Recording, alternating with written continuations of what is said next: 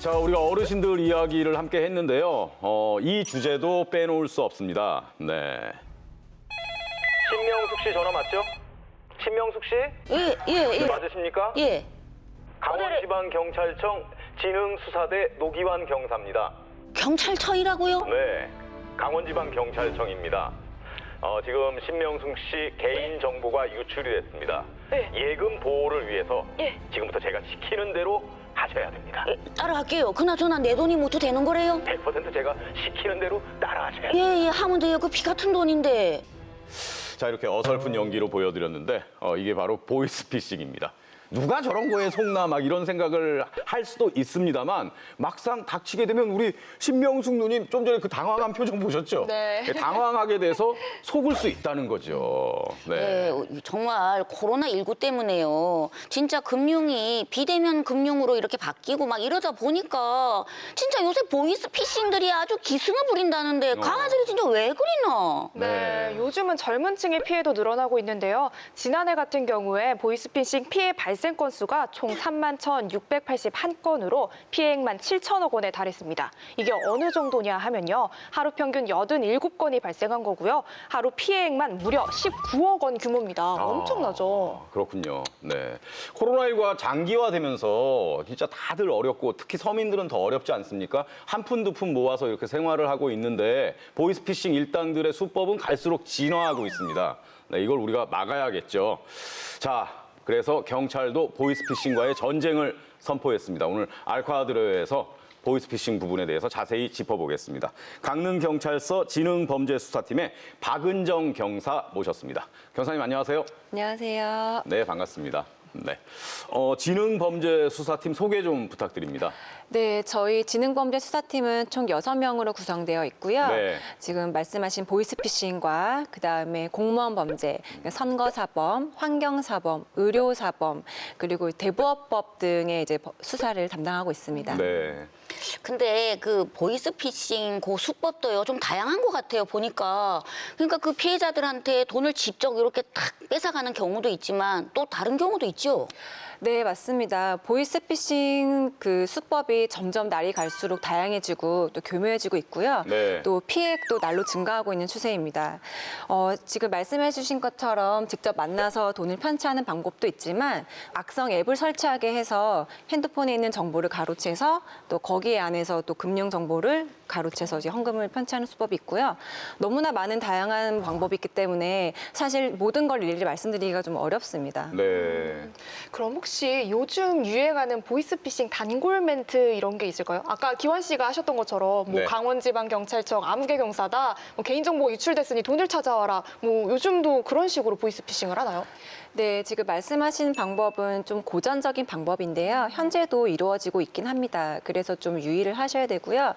제가 오늘 소개해드릴 거는 좀 최근에 유행하고 있는 수법 한 4가지 정도를 소개를 해드리겠습니다. 네. 그러니까 첫 번째로 저금리 대출을 빙자한 이제 대면 편취형 보이스피싱인데요.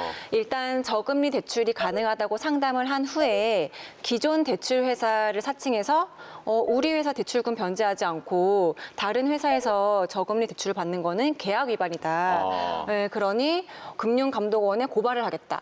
모든 거래를 정지시키겠다. 이런 식으로 협박을 하면서 우리가 직접 보내는 직원에게 대출금을 현금으로 직접 상환을 해라. 이런 식의 대면 편취형 보이스피싱이 있고요. 그럼 일당이 있고 한 사람은 저금리 대출을 유도하고 네, 다른 네, 사람은 원래 있던 대출회사 직원인 것처럼 이렇게 전화를 하는 거죠? 네, 그렇습니다. 그 일당이 다 짜고? 네, 그렇습니다. 와, 이건 그러니까 속을 다 수밖에 다른 없겠는데? 사람이 전화를 하는 거죠. 네. 그리고 두 번째로 이제 수사기관, 경찰이나 검찰을 사칭해서 당신의 계좌가 사기범에 이제 네. 연루되어 있으니 당신이 무죄를 입증을 하려면 우리가 시키는 대로 보내는 직원에게 또 돈을 전달해라. 우리가 확인 후에 돌려주겠다. 이런 식으로 현금을 또 편취하는 수법이 있습니다. 그다음에 세 번째로는 뭐 해외 직구로 물건이 구매가 되었다. 근데 나는 해외 직구로 물건을 구매한 적이 없으니까 이제 거기에 나와 있는 고객센터로 전화를 하게 됩니다. 그러면 또 사기범들이 경찰이나 뭐 검찰을 또 가장을 해서 당신의 개인정보가 지금 범죄에 사용되고 있으니 또 마찬가지로 우리가 시키는 대로 뭐 대출을 받아라 아니면 온라인 상품권 핀 번호를 받아서 해주면 우리가 확인 후에 다시 돌려주겠다 이런 방법이 있고요. 이제 마지막으로 이제 스미싱이라고 하는 부분인데 스미싱. 예, 문자로 이제 낚는다라고 해서 예. 하는 건데 이제 뭐 카카오톡이나 뭐 SNS로 엄마, 나 핸드폰 고장났어. 수리비가 필요한데 신용카드랑 신분증 같은 거를 찍어서 보내줘. 아니면 뭐 계좌번호를 보내줘. 이런 식으로 이제 개인정보를 가로채가지고 금원을 편취하는 방법. 이렇게 4가지 방법이 최근에는 좀 많이 이용되고 있습니다. 아, 정말 갈수록 진화하고 있네요. 그러게요. 예. 근데 만약에 이런 전화를 받았어요. 근데 진짜 가장 현명하게 대처하는 게 뭔지도 궁금한 게 일단 전화를 확 끊어야 되는지 아니면 내가 속는 척 하면서 말을 살살 이어가다가 경찰서에 싹 신고를 해야 되는지 진짜 뭐 어떻게 해야 돼요? 예. 일단 의심스러운 전화는 받지 않으시는 게 가장 좋고요. 그리고 뭐 국가기관이나 금융기관에서 전화가 왔는데 뭐 금전을 요구하거나 개인정보를 요구하는 전화가 오면 바로 끊으시면 좋겠습니다. 그리고 뭐 대출금 등 현금을 거리에서 직접 사람에게 뭐 전달해라 이런 거는 100% 보이스피싱이라고 보시면 되고요. 그리고 그 악성 앱이 설치가 되면 네. 전화 가로채기라는 걸 하거든요. 그래서 제가 만약에 정상적으로 경찰서 같은 데 전화를 걸었다고 해도 그 사기꾼들이 전화를 받게끔 시스템이 되어 있기 때문에 절대 이 악성 앱이 설치가 되어 있는 상태에서 뭐 전화를 해본다거나 그러시면은 결국 사기범들하고 통화가 되는 거기 때문에 무조건 삭제를 꼭 하셔야 됩니다. 네. 아까도 말씀해 주셨지만 다시 한번 짚어야 하는 게 네. 금융기관이나 검찰, 경찰 그 어디에서도 전화로 금품을 요구하는 일은 절대 없다. 이렇게 기억하면 되는 거죠. 네, 그렇습니다. 국가기관이나 금융기관에서는 절대 전화나 문자로 뭐 금전을 요구하거나 개인정보를 요구하는 일은 절대 없습니다. 네. 지난 2월이었죠. 속초에서 편의점을 대상으로 한 보이스피싱 범죄가 있었습니다. 그러니까 편의점 본사 직원이라고 하면서 지금 편의점에 있는 그 뭐 모바일 상품권 같은 거, 네. 네, 그런 거 일련 번호 같은 거, 그걸 찍어서 사진으로 보내달라 뭐 이런 내용이었는데 강릉, 양양, 고성에서도 좀 비슷한 피해 사례가 있었죠. 네, 맞습니다. 저희 강릉경찰서에서도 작년 겨울부터 이 편의점 상품권 피해가 4건이 접수가 되었는데요. 저희가 이제 피해 사례를 살펴를 보다 보니까 네. 그 사기범들이 알려주는 계정은 공식 계정이 아니라 개인 계정을 알려주더라고요. 그래서 만약에 뭐 재고 파악을 한다라는 전화를 받으셨을 경우에 다시 한번 계정을 확인을 하시고 뭐 점장님이라든지 본사에 다시 직접 전화해서 확인을 해보시는 방법이 좋겠습니다. 그리고 요새는 또 수금 알바라는 게 있더라고요. 안 그래도 요새 청년들의 취업이 얼마나 어렵습니까? 이제 그 빈 틈을 노리는 거죠. 네. 수금 업무를 담당하게 됐다. 아, 축하한다. 뭐 이런 것도 있고, 아, 이거 고액 아르바이트다. 뭐 이러면서 유혹을 하는 건데, 네, 이 부분은 어떻습니까? 네, 일명 현금 수거책이라고 하는데요. 그 남녀노소 할 것 없이 정말 많은 분들이 단기간에 돈을 많이 벌 수 있다는 거에 현혹이 돼서 정말 경찰서에 한 번도 와보시지 않은 분들이 이런 사기범에 가담하는 경우가 굉장히 많습니다. 그러니까 자기 자신도 모르게 범죄에 가담하게 되는 거네요. 네, 그렇습니다.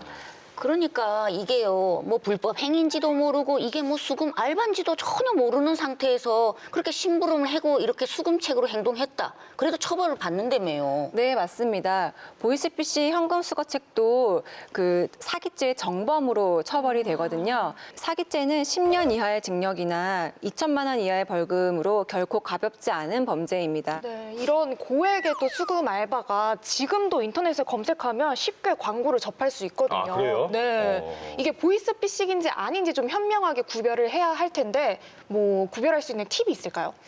일단 고수익 알바는 그 회사에 대해서 좀 자세하게 알아보실 필요가 있습니다. 네. 그리고 이 현금 수거책 알바들은 뭐 채무 상환을 하는 일이다. 전국을 돌아다니면서 일을 한다. 그리고 뭐 우리가 알려주는 SNS를 설치를 해서 그 가명을 사용을 해라. 네. 이런 식으로 좀 정상적이지 않은 방법으로 이루어지고 있거든요. 좀 이런 식의 이제 무슨 구인글이 온다고 하면은 100% 보이스피싱이니 절대 가담하시면 안 되겠습니다. 네. 자, 그러면 오늘 시청자 여러분과 함께 하셨는데 시청자들께 이거는 꼭 기억해 주십사 하는 어떤 뭐 조언 같은 거 있을까요? 네, 저희 강릉에서만 지금 1월부터 3월까지 보이스피싱 발생 건수는 약 40건이고 그 피해액이 10억 원에 달합니다. 만약 보이스피싱 의심스러운 전화를 받으시면 네. 의심하고 한 번 더 확인해서 피해 사례가 좀 없었으면 좋겠습니다. 네, 맞습니다. 오늘 말씀해 주신 거 가운데 우리 지역에 지금 뭐 봄까지 일어났던 피해 이게 생각보다 큰 액수여서 사실은 좀 제가 깜짝 놀랐거든요. 네, 보이스피싱은 진짜 반사회적인 민생 침해 범죄입니다. 반드시 근절을 해야겠고 우리들도 거기에 속아 넘어가지 않게 주의를 많이 해야 되겠고요. 그리고 또 우리 경찰 여러분께서도 네, 앞으로 더 많이 좀 수고해 주십사 네, 부탁을 드리겠습니다. 네, 자 지금까지 강릉경찰서 지능범죄수사팀의 박은정 경사였습니다. 오늘 고맙습니다. 감사합니다.